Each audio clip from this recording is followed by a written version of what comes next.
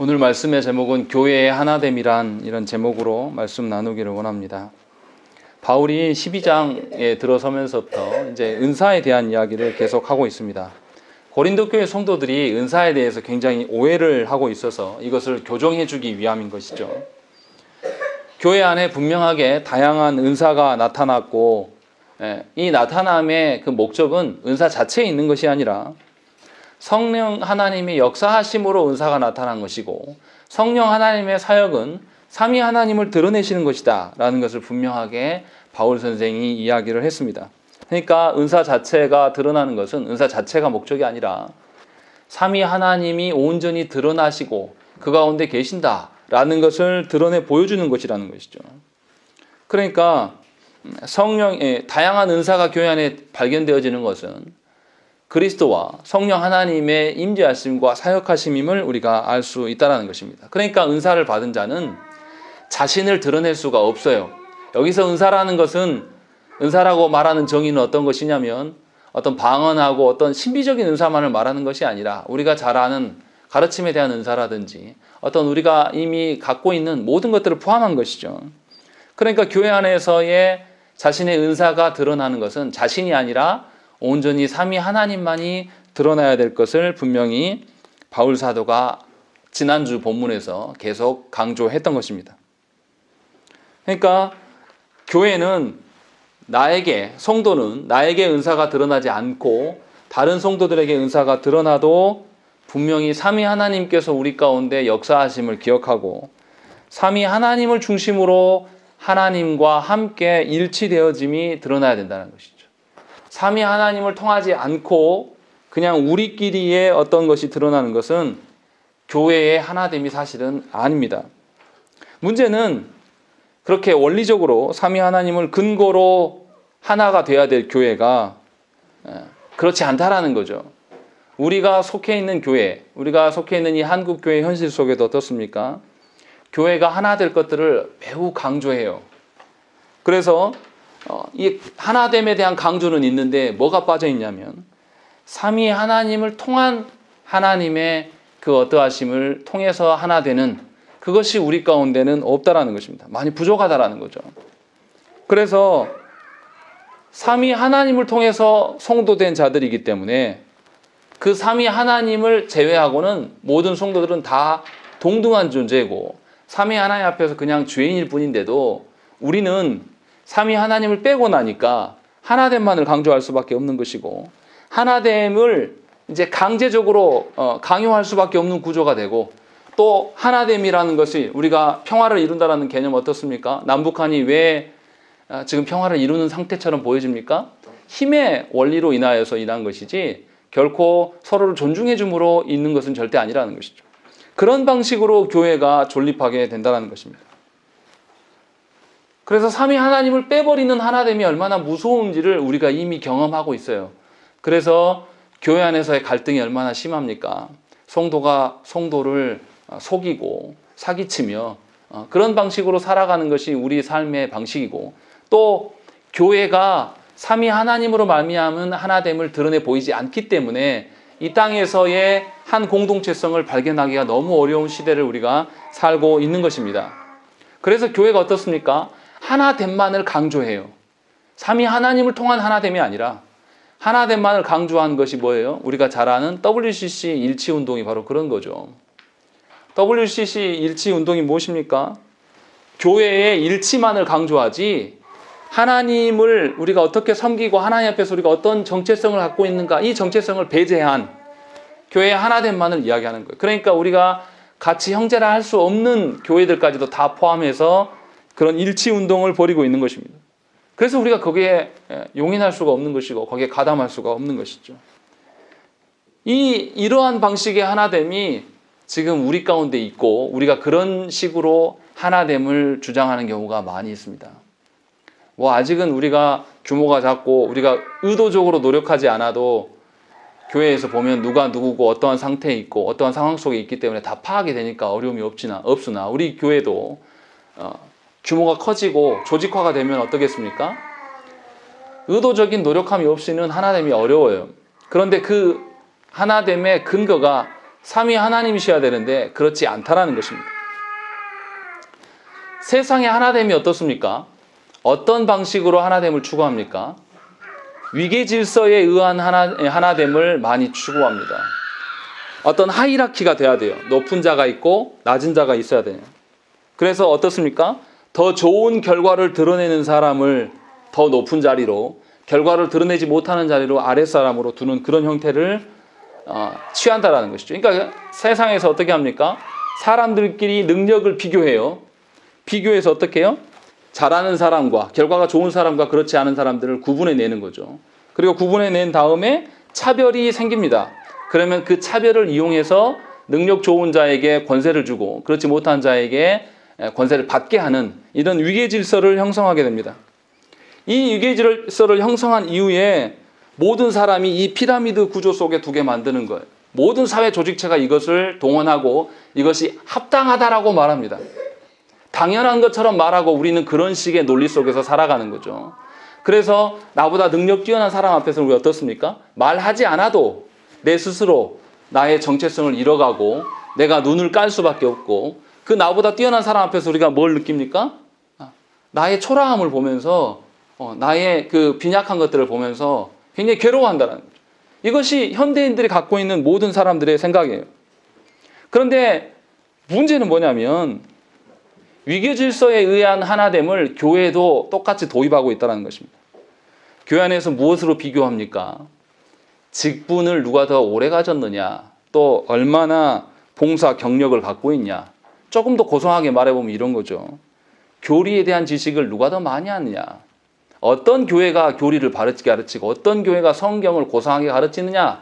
이걸로 교회를 판단해서 순위를 정합니다. 성도들 간의 수열도 우열을 정하고 또 교회들 간에도 우열을 정해놓고 그것으로 서로를 비교하고 구분해내고 위계 질서를 형성해낸다는 것이죠. 이런 방식으로 교회됨을 논하는 것이 우리의 실정이에요.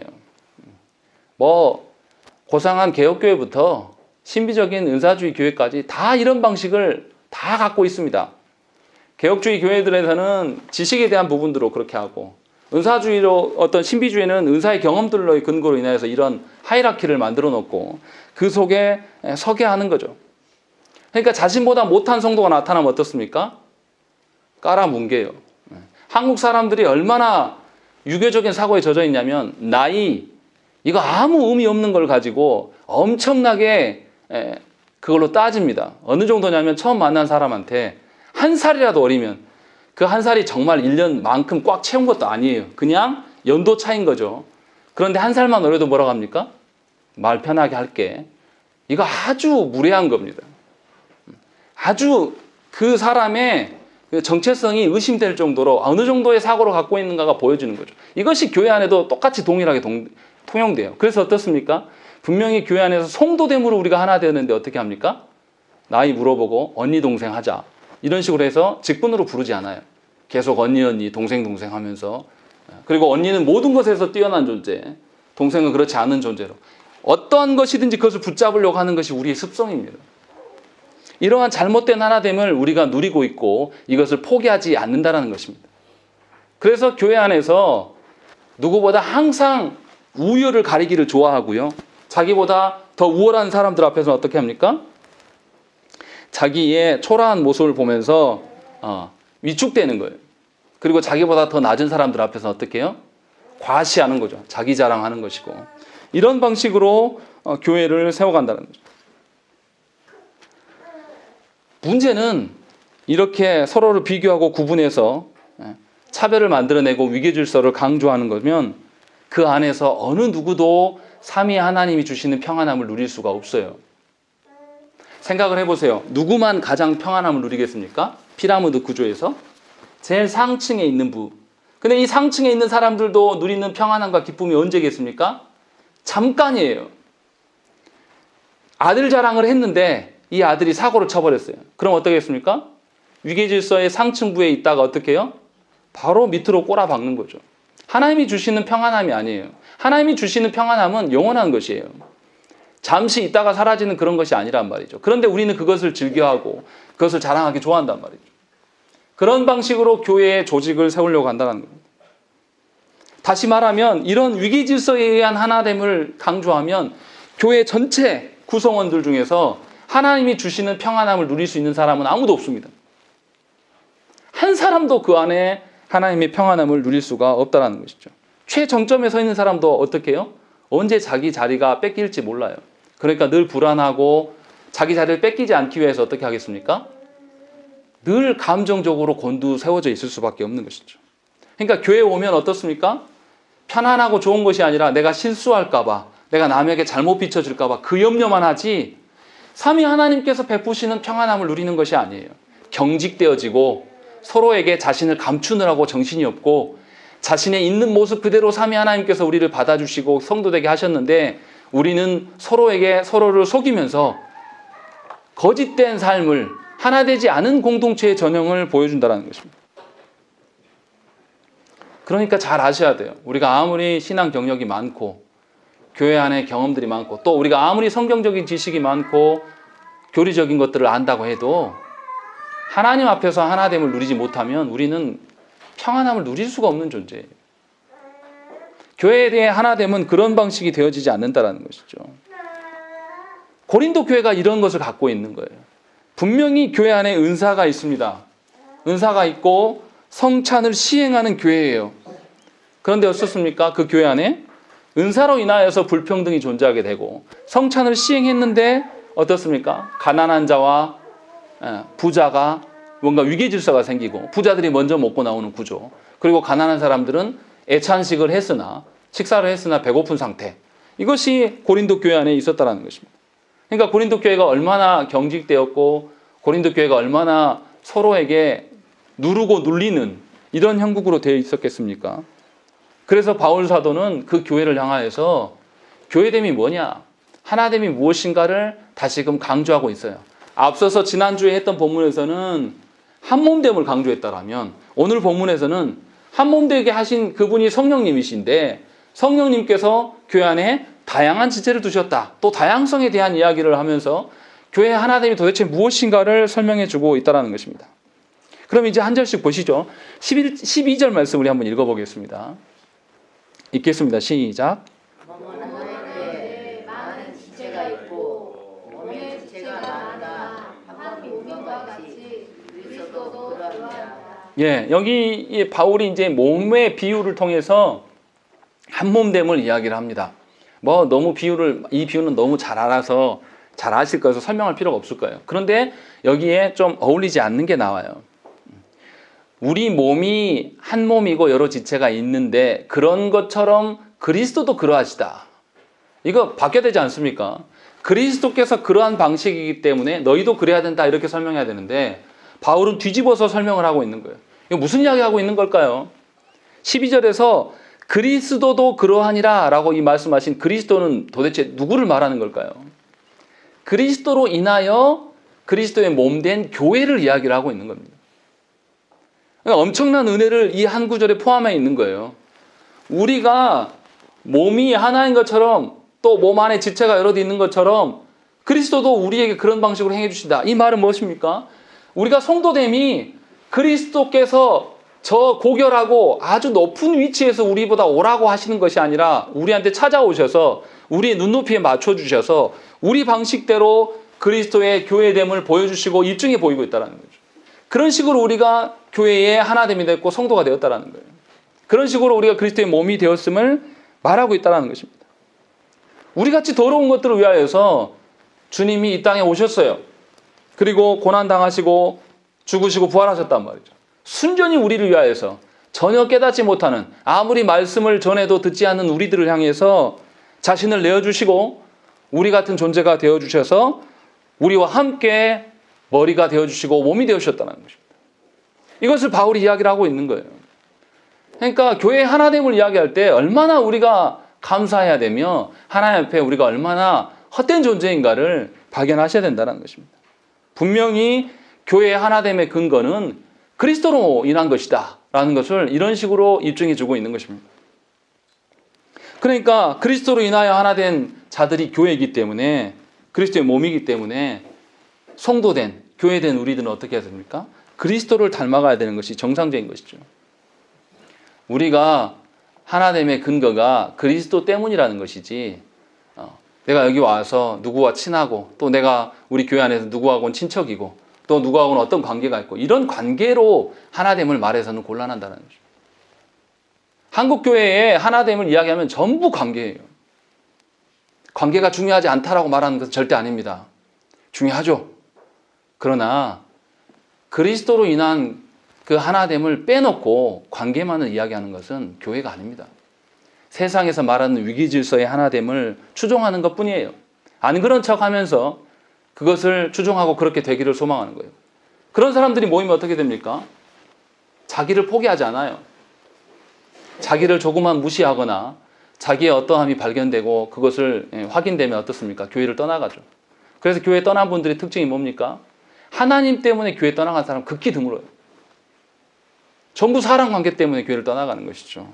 그러나 바울은 분명히 너희 몸이 하나인 것처럼 너희가 성도돼서 그리스도와 하나 되었던 것도 바로 이런 원리다라고 설명하고 있는 것이죠. 그리고 13절 읽겠습니다. 시작. 우리가 유대인이나 헬라인이나 종이나 자유인이나 다 한 성령으로 세례를 받아 한 몸이 되었고 또 다 한 성령을 마시게 하셨느니라. 예, 13절에서는 성령 하나님에 대한 이야기를 하고 있습니다. 성령님으로 우리가 세례를 받았고 성령님을 우리가 다 마심으로 말미암아서 한 몸이 되었다. 이건 이제 성찬에 대한 부분들을 같이 언급을 하고 있는 것이죠. 그러면서 성도들이 하나게 된 근원이 12절과 13절에서 그리스도와 성령 하나님 아니시냐라고 우리한테 말씀하고 있는 것이죠. 여기서 바울이 말하는 것은 개인의 신자됨을 말하려고 하는 것이 아니라 신자로 구성된 교회의 하나됨을 말하면서 그 하나됨의 원천이, 동인이 바로 예수 그리스도와 성령 하나님에 대한 것이라고 말한다는 것이죠. 오해하지 말아야 될 것은 우리가 성도됨이 우리가 알고 있는 교리나 신앙 고백이라고 말하지 않는다는 것이죠. 바울 사도는 분명하게 그리스도와 성령 하나님을 제시하고 있는 거예요. 어떤 분들은 교회의 정체성을 이야기할 때 신앙 고백과 어떤 것을 강조해요. 그것은 그게 개인에 대한 이야기를 이야기할 때고, 공동체를 이야기할 때는 공동체의 하나됨은 그리스도와 성령 하나님심을 우리가 분명히 알아야 된다는 것이죠. 성령께서 신자와 불신자를 분명히 구별하셔서 신자들이 하나 되게 하심이 바로 교회예요. 그러니까 교회의 하나됨은 그리스도요, 성령 하나님이실 수밖에 없다는 것입니다. 그러니까 신자 각자가 경험한 어떤 회심이나 어떤 이런 성령의 역사로 인하여서 개인적 경험을 말함으로써 하나됨을 말하는 것이 아니란 말이에요. 그게 아니고 모든 성도들이 그리스도로 인하여서 또 성령 하나님으로 인하여서 존재되었기 때문에 우리가 하나 된다. 이 성령의 사역을 말하고 있는 것을 분명히 우리가 알아야 돼요. 그러니까 교회의 하나됨을 이야기할 때 우리가 경험했던 교회의 어떠함을 말하거나 우리가 판단했을 때 이렇게 하면 좋겠다라고 말하기보다는 삼위 하나님 앞에서 우리가 어떻게 하나 되는가를 그것을 점검해야 된다는 것입니다. 완전 다른 이야기예요. 제가 말씀을 전하면서도 고민되어지는 것은 신앙 고백이나 교리나 이것을 무시하려고 하는 게 절대 아닙니다. 그것을 근거로 인해서 생각을 해보세요. 오후 예배 때도 성경에 대해서 이제 설교를 할 텐데 저를 포함하여서 우리 중에 성경에 대해서 얼마나 압니까? 또 우리가 인정하는 신앙 고백서를 여러분들이 또 제가 완전히 마스터 하여서 성도 되었습니까? 그게 아니에요. 하나님의 은혜로 말미암아 우리 아무것도 모르는데 하나님의 은혜로 그리스도께서 우리를 위하여서 희생하시고 성령님께서 우리 가운데 역사하셨기 때문에 우리가 성도 되었다는 거죠. 그것을 배제하고 우리가 하나님을 아는 지식이 어떻고 이런 기준으로 하나님을 말하는 것은 곤란하다는 것입니다. 바울 사도는 분명히 그것을 이야기하지 않아요. 자신이 고린도 교회에게 가르쳤던 교리나 자신이 가르쳤던 복음의 어떠함을 하나됨을 이야기할 때 말하지 않는다는 것이죠. 분명히 이 부분을 분명히 아셔야 돼요. 그리고 14절부터 태도를 바꿉니다. 몸은 한 지체뿐만 아니요 여럿이니 라고 이야기하면서 여기서부터 방향을 정하네요. 이제 통일성의 강조가 아니라 다양성을 언급하기 시작합니다. 성령께서 하나 되게 하신 것처럼 하나 된 저들은 유기적으로 하나 되었기 때문에 각각의 지체됨이 그 몸 안에서 분명히 다 발현되어야 될 것을 말하고 있는 것입니다. 다시 말하면 살아있는 몸이라면 어떻습니까? 각각의 몸의 지체들이 제 기능을 다 달리 해야 되는 거예요. 그래서 바울 사도가 뒤에 언급하잖아요. 눈은 눈대로, 코는 코대로 다 기능이 다르다라는 거예요. 달라야 돼요. 그런데 우리는 어떻습니까? 내가 경험한 어떠한 기준으로, 내가 어떠한 경험한 무엇으로 모든 성도가 일률적으로 줄 세우기를 얼마나 좋아하는지 몰라요. 공동체 관리 차원에서 보면요, 조직 관리의 개념으로 보면 줄 세우는 게 굉장히 편합니다. 성도들 넘버링 딱 해가지고 어떤 표를 만들어가지고 가정은 누구고 어떤 직장이고 뭐 이렇게 구분 지어 놓으면 굉장히 파악하기는 좋아요. 그러나 성도 한 분 한 분에 살아가는데 하나님 앞에서 그의 성도가 어떤 상태에 있고 이런 것이 계속 변화되는 이런 것을 감지할 수는 없습니다. 목양이 뭡니까? 하나님 앞에서 우리의 존재됨을 삶으로 드러내는 것을 확인하고 돕는 것이 목양이에요. 그런데 그런 방식이 아니라 조직 관리의 차원으로 성도를 바라보면 있을 수 없는 이야기예요. 그러니까 바울이 뭐냐면 하나된 교회는 반드시 무슨 이야기가 있으냐면 다양성이 존재해야 된다라는 것을 이야기를 하고 있다는 것이죠. 그래서 한 몸 된다는 의미는 각 몸의 지체가 제각각의 기능들을 다 발휘하고 있을 때에 한 몸이 되어지는 거예요. 우리 몸뚱이 중에서 한 기관 하나만 어긋나도 어떻습니까? 그 사람은 온전치 못해요. 바로 어디 가야 됩니까? 병원 가야 돼요.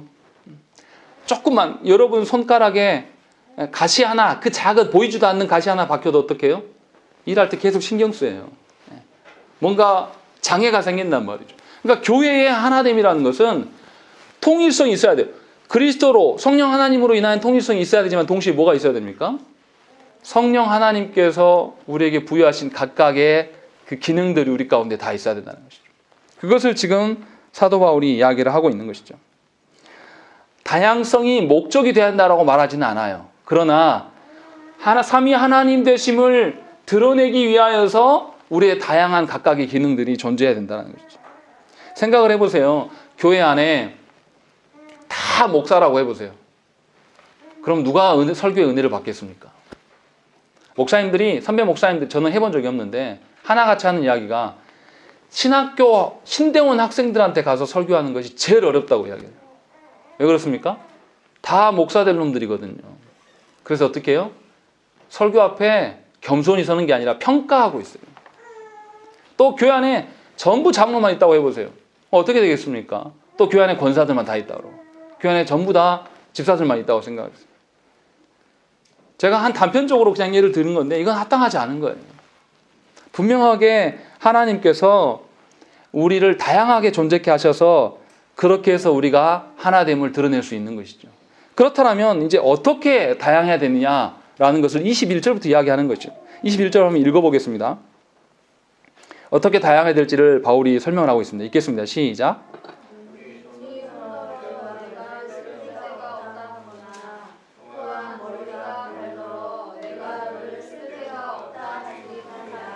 예, 하나 되는데 아까 앞에서 초두에 말씀드린 것처럼 누가 더 우월한가를 따지는 방식으로 하나됨을 또 다양성을 이야기해서는 곤란하다는 거죠.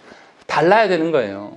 성도들이 하나님 앞에서 우리가 경험되어지고 자라가고 하나님의 하나님 되심 드러내는 방식은 전부 다양해요. 그럼 어떻겠습니까? 이 가정에서 하나님의 역사하심의 그 모습과 우리 가정에서 역사하시는 방편과 또 다른 가정의 역사하심 보면 우리 교회 안에서 얼마나 다양한 하나님의 일하심을 볼 수 있지 않겠습니까?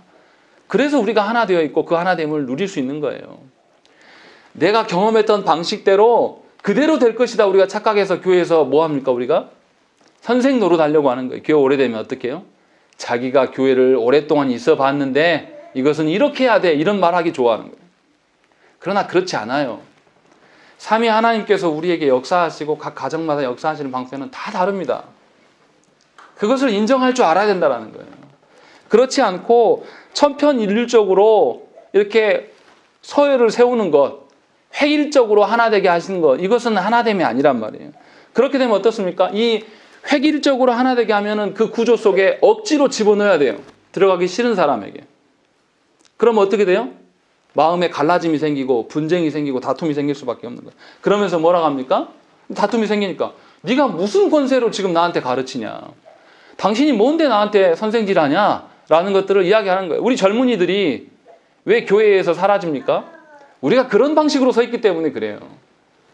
우리가 그런 방식으로 꼰대 되려고 하는 거죠. 교회 안에서. 나 때는 말이야.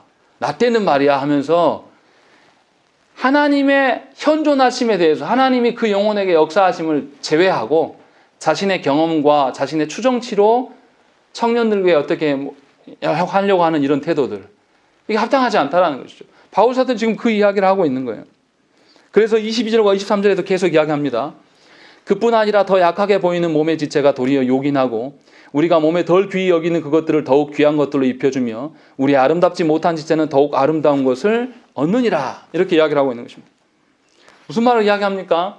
우애를 가리켜서 더 탁월한 사람이 위에 서는 그런 방식이 아니라 덜 귀히 여겨지는 것들, 그것을 오히려 더 덮여주고 더 귀한 것으로 보존하지 않냐. 이 말은 뭐냐면 헬라어 성경식으로 보면 우리가 가리고 싶은 거, 성기들, 고린도 교회 성도들이 어떻게 생각했습니까? 결혼을 했으나 육은 악한 것이기 때문에 부부간의 성생활을 해라, 하지 말아라? 하지 말라고 금기시했어요. 그러면은 성기는 무슨 역할을 하는 거죠? 아무 쓸모가 없는 구조가 되는 거예요. 그러니까 바울 사도가 그 이야기를 하는 거예요, 지금. 너희가 그런 식으로 바라본 그 성기가, 추접스럽다고 생각하는 그 성기가 사실은 그로 말미암아 생명이 잉태되었고 그래서 보존되기 위해서 늘 감싸주고 숨겨주고 보존해주는 거 아니냐. 그런데 도리어 24절에 우리의 아름다운 지체는 그럴 필요가 없지 않냐. 우리의 아름다운 얼굴, 우리의 아름다운 것들은 얼굴 아예 아무것도 감싸지 않고 드러내놓지 않냐. 이렇게 설명하면서 지금 이야기를 하고 있는 거예요. 그러니까 사도 바울이 교회의 다양성을 이야기하면서 각 지체를 바라볼 때 무슨 이야기를 하고 있는 거냐면 그 다양성을 인정하고 내가 볼 때 연약한 것을 연약한 것이냐 한번 생각을 해보라는 거예요. 그렇지 않다라는 거죠. 그리고 결정적인 것은 뭐냐면 18절의 말씀 보세요. 18절의 말씀 읽겠습니다. 시작. 18절 읽겠습니다. 시작.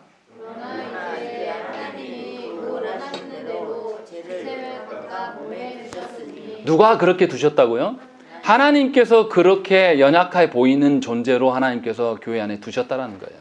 내가 볼 때의 어떠함, 내가 볼 때 그런 게 별로 의미가 없다라는 거예요. 하나님이 일부러 그렇게 두셨다니까요. 그런데 우리는 판단해가지고 어떻게 합니까? 아, 내가 볼 때 A 집사, 좀 문제가 있어. 저렇게 바뀌어야 될 텐데. 이런 거 하고 있는 거예요. 물론 그게 다 나쁘다는 뜻은 아니에요. 그 가정이 하나님 앞에 올바로 서게 하는 그런 건 필요하죠. 그런데 나와 비교해서 그가 어떻다라는 것은 하지 말라라는 거예요. 그리고 또 24절에 뭐예요? 오직 하나님이 몸을 고르게 하여 부족함 지체에게 귀중함을 더하사라고 되어 있는 것이죠. 하나님께서 적절하게 그 가정의 형편대로 두셨으면 하나님께서 해결하실 거란 말이죠. 근데 그게 아니고 내가 나서서 내 손으로 뭔가를 해결하려고 하는 것은 그 사람도 하나님이 일하시면 보지 못하게 되는 것이고 본인도 교만하게 되는 것을 이야기를 하고 있는 거예요. 다시 말하면 하나님이 주인 되심을 분명하게 드러내는 다양성을 이야기를 하고 있는 거예요. 그 다양해 보이는 모든 과정 속에서 하나님은 다 그렇게 계획 속에서 그걸 두신 것이고 또 그 계획 속에서 그것을 이루어 가실 것이다 라는 것을 지금 바울 사도에게 이야기를 하고 있는 거예요. 그러니까 우리가 몸이 하나 되게 되신다는 의미는 전부 하나님이 하시는 게 맞죠. 분명하게 몸의 각각이 고르게 하고 균형을 이뤄가며 내가 볼 때는 초라해 보이는 것이 하나님 보실 때는 귀하게 보이는 것과 다 연결지어서 하나 되게 충분히 하실 수 있는 분이다 라고 설명하고 있는 것입니다. 그러니까요, 성도들을 받을 때 우리 교회는 이런 성향의 성도니까 누구는 오면 안 되고 누구는 이렇게 하면 안 돼요. 예를 들어서 특별하게 우리 교회가 뭐 외국인 지체들로만, 외국인 특정 베트남 사람들이라면 베트남어만 쓰는 그런 설교를 하는 교회라면 베트남인들밖에 못 오겠죠. 근데 그런 게 아니라면 어느 누구도 교회에 올 수 있도록 우리가 그러한 자세를 갖춰야 됩니다. 그런데 우리는 이 부분에 저를 포함해서 굉장히 약해요. 전에도 말씀드렸지만 우리도 경험이 있지만 노숙인 한 번 오셔도 우리 어떻습니까? 굉장히 어색해하고 힘들어하고 말 하나 붙이기 힘든 것이 우리의 실존이에요. 그러니까 우리가 성령께서 다양케 하심에 대해서 얼마나 우리가 인정하지 않는 존재인가를 저 여러분들 한번 생각을 해보셔야 돼요. 다시 말하면 우리는 늘 비교하는 데 익숙해져 있습니다. 그런 사회에 살기 때문에. 어떤 성도가 나타나면 어떻습니까? 그 성도가 어떤 직장을 갖고 있고 돈이 얼마가 있고 뭐 어떤 사회적 지위를 갖고 있으면 어떻게 해요? 그것을 알게 되면 열등감을 느끼거나 아니면 또 우월감을 느끼는 이 상반된 상황이 우리 가운데 드러나면 안 된다는 것이죠. 혹여나 내가 열등감이 느껴지면 하나님께 기도해야 돼요. 그 부분에 대해서. 하나님이 적절히 알아서 나를 낮추시고 나보다 월등한 사람을 또 교회에 두시고 또 하나님이 적절히 알아서 나보다 못한 사람을 두시고 또 그 사람과 함께 하심. 이것이 우리가 해야 될 일이라는 것이죠. 그래서 하나님의 존재케 하심을 보면서 우리가 어떤 방식으로 존재해야 되냐 25절 말씀을 읽겠습니다. 25절 읽겠습니다. 시작.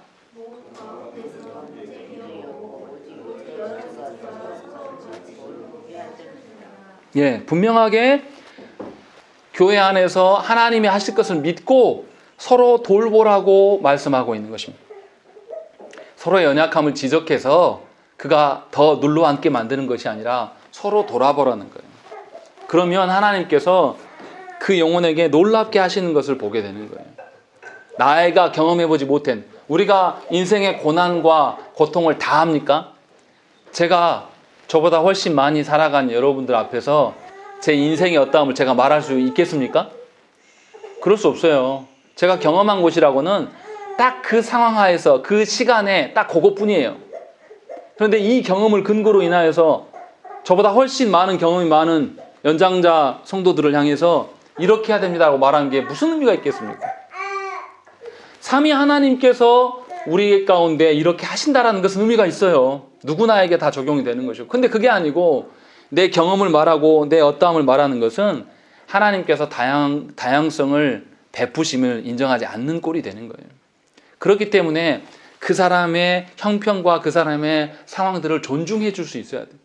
그 사람이 당장 변화되지 않았고 그 사람이 당장 우리가 볼 때는 문제가 많아 보이고 변화될 구석이 많이 있더라도 변화는 삼위 하나님께서 하시는 것임을 맡겨드리고 그 사람이 삼위 하나님 앞에 독대할 수 있도록 그 상황에 이리저리 휘둘리는 게 아니라 그 사람이 온전히 하나님 앞에 설 수 있는 것을 돕는 거로서 우리가 존재하는 것이지 하나님이 만들어 두신 그 다양성을 훼손하면서까지 우리가 서는 것이 아니라는 것입니다. 그래서 서로 돌보면서 있으라고 말씀하고 있는 거예요. 그래서 26절에 어떻습니까? 만일 한 지체가 고통을 받으면 모든 지체가 함께 고통을 받고 한 지체가 영광을 얻으면 모든 지체가 함께 즐거워하느니라. 서로를 살피고 돌아보는 교회 공동체는 이렇게 될 수밖에 없어요. 제가 중형교회에 있을 때, 부목사로 있을 때 성도들한테 항상 듣는 이야기가 그거였습니다. 몰랐다고. 누구네 결혼했고, 누구네 뭐 중간에 상 나가지고 누구 돌아가셨다는 몰랐다는 이야기를. 그럴 수밖에 없어요. 1,500명 모이는 교회라. 그래서 교회에서 늘 뭐 하냐면 늘 문자 보내요. 문자 보내는 비용으로 돈이 많이 나갈 수밖에 없어요. 조직이 크니까. 그런데 우리가 서로 돌아보는데 익숙하다면 조직 시스템을 만들 필요가 없지 않겠습니까? 우리가 어떻게 해요? 구역을 정해놓고 일반적인 교회에서 어떻게 해요? 구역을 정해놓고 자기 구역만 돌아보는 것을 우리가 만족을 해요. 근데 그것을 말하고 있는 게 아니란 말이에요. 시스템에 의해서 돌아가는 그런 개념이 아니라 서로를 살피고 누구는 어떤지 관심을 갖고 목사로서요. 성도분들이 누구는 어떡하냐고 잘 몰라서 저한테 물어보면 저는 어떤 이야기 할까요? A라는 집사님에 대해서 물어보는 분이 3분 있어요. 그럼 저는 A라는 집사님의 상황을 몇 번 말해야 될까요? 3번, 4번 말해야 돼요. 한번 해보시겠습니까? 똑같은 이야기를 계속 하다 보면 지쳐요. 근데요, 그렇게 말하고 싶어요. 그렇게 하고 싶어요. 그렇게 여러분들이 물어보시면 너무 좋아요. 아, 우리가 정말로 유기체적으로 획일화된 것이 아니라 정말로 서로를 인정해주면서 알고 싶어 하구나. 그 사람이 힘들까봐 그 사람에게 직접 못 물어보고 저한테 돌아서 물어보고 이렇게 하는 게 너무 아름다워요. 똑같은 말을 앵무새처럼 어쩔 때는 정말 힘들어서 카톡에다 써가지고 그냥 카톡으로 쫙 뿌리고 싶을 때도 있어요. 그러한 모습들이 교회 가운데 드러나야 된다는 거예요. 서로가 서로를 살피면서 이게 우리가 익숙해져야 되는 거예요. 우리는 그런데 그게 익숙하지 않아요. 아직도 더딥니다. 그래서 상대방이 내 질문에 대해서 오해하면 어떨까 조심스럽고 아직도 우리가 연약한 상태에 있는 것을 발견하게 된다는 거예요. 그러나 삼위 하나님은 그러함에도 우리 가운데 역사하시고 그 다양성 속에서 모든 것을 해결하시면서 우리를 하나 되게 하고 계신다는 것이죠. 그래서 27절부터 이 다양한 은사가 한쪽으로 편중되지 말아야 될 것들을 이야기를 하고 있어요. 28절에 보시면 다양한 은사에 대한 이야기를 하고 있습니다. 근데 바울이 분명히 이것들을 나열할 때에 약간 구분지어서 설명을 합니다. 첫째, 둘째 나누는 것이 그 은사가 더 탁월하기 때문에 나누는 것이 아니에요. 그냥 나열한 거예요. 그런데 첫째 사도, 둘째 선지자, 셋째 교사 이렇게 말합니다. 이것은 뭐냐면 사람에 대한 어떤 이야기를 하고 있는 거예요. 그리고 뒤에 능력을 행하는 것, 병 고치는 것, 뭐 은사라는 이것은 뭐냐면 정말 어떤 기능적인 것, 은사에 대한 부분들을 이야기하는 거예요. 바울이 지금 이야기하고 싶은 것은 뭐냐면 나타나는 모든 것에서 은사와 사람을 구분짓고 있다는 것입니다. 우리가 분명히 알아야 돼요. 우리는 그 사람의 은사, 그 사람의 능력으로 사람을 판단짓는 것이 있어요. 그러나 하나님은 우리의 능력과 우리의 은사로 우리를 결정짓지 않으신다는 거예요. 우리에게 은사가 없어도 괜찮습니다. 삼위 하나님이 드러나시면 그걸로 좋게요. 우리에게 아무런 문제 해결이 없어도 상관이 없어요. 삼위 하나님이 계시면 우리가 족할 수 있는 존재가 되도록 하나님께 구해야 돼요. 그것이 교회의 하나됨이고 그것이 우리가 하나님 앞에 서는 거예요. 그래서 사도 바울 선생이 어떻습니까? 은사에 대한 이야기를 쭉 이야기하고 31절에 결정적인 이야기를 해요. 31절 말씀 우리 한번 읽겠습니다. 읽겠습니다. 시작. 너희는 더욱 큰 은사를 사모하라. 내가 또한 가장 좋은 길을 너희에게 보이리라. 예, 지금 사도 바울 선생이 31절에 은사를 강조하는 것일까요? 아닙니다. 은사보다 더 좋은 길이 너에게 있다. 그것이 무엇인지를 13장에서 말하고 싶어서 지금 이야기를 꺼낸 거예요. 우리에게 드러나야 될 것은 은사가 아니라 삼위 하나님의 어떠하심이 드러나야 돼요. 그러면서 사도 바울 선생이 다음 주에 설교를 하겠지만 13장에서 고린도서 13장은 우리가 잘 아는 장이죠. 뭡니까? 사랑장이에요. 사랑장. 삼위 하나님의 어떠하심 속에서 드러난 사랑이 도대체 뭐냐? 이것이 은사를 너에게 주심의 원천 아니냐. 그러니까 은사가 있으나 없으나 우리가 삼위 하나님께서 주시는 사랑이 있으면 되는 거 아니냐. 그러면서 사도 바울 선생이 지금 우리에게 이야기를 하고 있는 거예요. 그러니까 저와 여러분들이 인생의 고단함 속에서, 인생의 괴로움 속에서 우리가 살아가요. 근데 그게 문제가 해결될 수도 있고 안 될 수도 있습니다. 근데 이게 중요한 게 아니고 문제가 있더라도 거기 안에서 하나님이 우리를 죽이지 아니하시고 살펴가실 때 또 그것을 경험케 하실 때 우리가 하나님의 사랑을 머금게 되고 깨닫게 돼요. 그 사랑을 경험한 사람이 어떻게 해요? 인생은 처절하고 고달픈 남들에게 내세울 수 없는 그런 인생을 살았지만 그 사랑을 경험한 사람은 어떻게 해요? 다른 영혼들을 그 사랑으로 품을 수 있어요. 그런 경험을 하나님이 주셨기 때문에. 그래서 삼위 하나님의 사랑이 온전히 드러나는 거죠. 그러면 어떻겠습니까? 삼위 하나님의 사랑을 받은 우리가 그 하나님의 사랑을 맛보면 우리가 어떻게 해요? 그 사랑을 받았기 때문에 죄송하고 갚아야 되겠다 이런 마음이 듭니까? 아니에요. 하나님 주신 사랑을 누리는 것만으로도 충분하고 이제는 갚는 방식이 아니라 갚을 수 없다는 걸 알아요. 그래서 도리어 그 하나님의 사랑을 더 전파하는 일에 우리가 설 수밖에 없다는 것입니다. 그래서 지금 사도 바울 선생은 12장에서 이야기하는 게 뭐냐면 은사를 강조함이 아니에요. 분명히 우리는 삼위 하나님으로 공동체 되었고 성령 하나님으로 말미암아 우리 안에 다양한 존재들이 존재하는 것이고 그래서 우리가 획일화된 것이 아니라 서로를 존중해주는 방식으로 우리가 설 수 있다. 지금 그 이야기를 하고 있는 거예요. 그러니까 교회 안의 성도들이 가정의 형편이 다 달라요. 이 다 다른 것이 어지러운 게 아니에요. 다 다른 것이 어떻습니까? 하나님이 필요하셔서 다 있게 하셨고 온전히 하나 되게 한 이것들이 어떻게 퍼즐을 조합해서 맞춰서 하나 되게 하실 수 있는 것을 보여주기 위해서 하나님 우리에게 한 교회 되게 하셨다는 것이죠. 그것이 은혜인 것입니다. 그것이 하나님 말씀하시는 기쁨이에요. 이런 하나됨을 저와 여러분들이 경험해야 돼요. 우리가 모두 다 살만하고 우리가 모두 다 고민이 없고 우리 자녀가 모두 다 엄친아로 그렇게 살아간다 하면 우리는 뭐해서 뭐 하겠습니까? 다툼, 자랑 그런 것만 하고 있을 거예요. 얼마나 교만을 떨지 그거 다 보이는 거죠. 그런 교회들이 실존합니다. 그런 교회들은 자기 교회 자랑하느라고 정신이 없어요. 삼위 하나님을 자랑하는 것이 아니라 우리 교회가 어떻고 우리 교회 목사님이 어떻고 이런 이야기만 하고 있는 거예요.